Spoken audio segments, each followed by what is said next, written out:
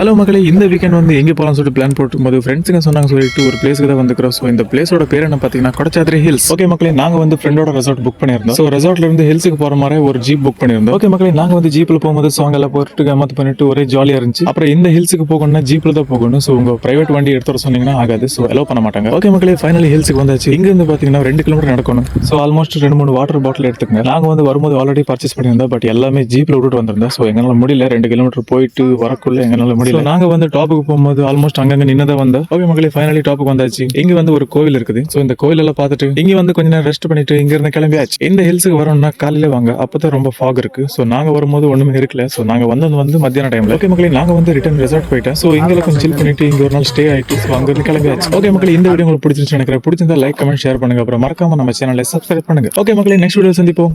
பாய்.